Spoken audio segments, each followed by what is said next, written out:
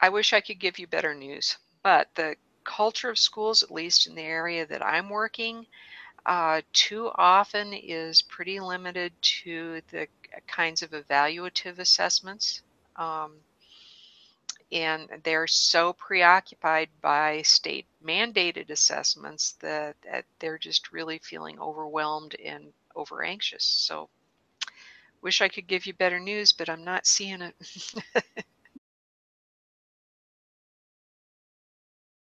I think the one thing I'd like to talk about a little bit more is the risks inherent in formative assessment.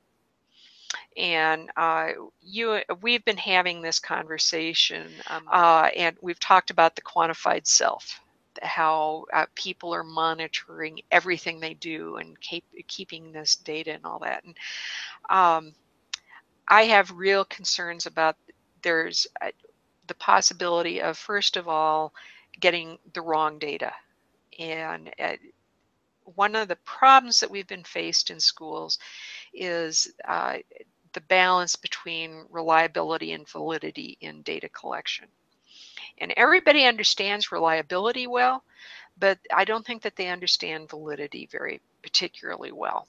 And I think that what I see happening is the most of the testing that's done, they look primarily at content validity. So they'll take it to a list of standards and say we've addressed all these standards, but they aren't taking it to construct validity, which is, are they engaging in the intellectual tasks that represent whatever this is that we want them to do?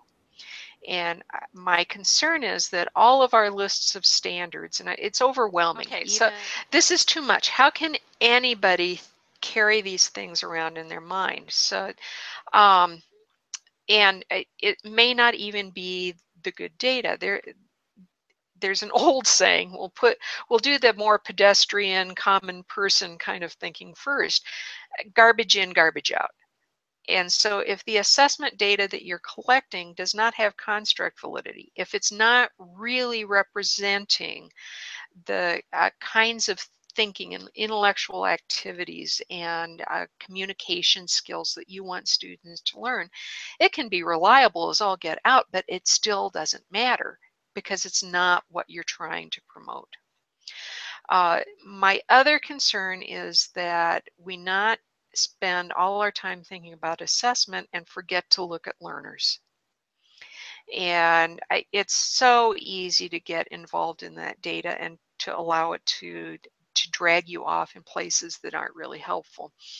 I think the example that I'm using is the National Baseball, okay, baseball leagues. I'm not a baseball fan, so I'm going to have to tell you, whatever it is, they're using something now called StatCast, and it's a way to capture all of the statistics about a baseball game all at once, and people can pull this up and take a look at it.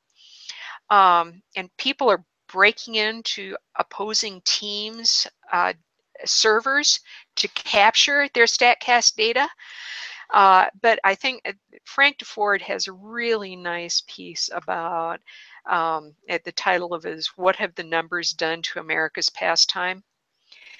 Talking about how when you get so focused on your clipboard that you forget to watch the game, that somehow we're losing the essence of what we're trying to accomplish.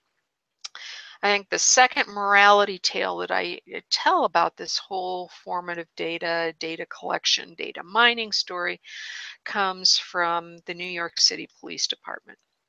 And in New York City, they developed a new data-driven management system, and they pulled up these data points that were pretty easily measurable, and it fundamentally changed police work within the city. And some of the things that happened was that they were being measured for the number of citations they issued. So if your numbers were low on citations, you went out and wrote up a bunch of citations that week, regardless of what was going on in the neighborhood that you were supposed to be policing. And actually, there's a piece on This American Life about a policeman who started uh, tape recording or audio recording conversations in daily meetings about how much the piece of data collection changed policing, and it turned into this huge lawsuit and a big mess. So I think as much as I love assessment, and it has always driven my work as an instructor, I, the other thing is that we also have to always remember that what counts is what's happening with students. And that sometimes I just need to leave the clipboard on the desk and go be with the kids.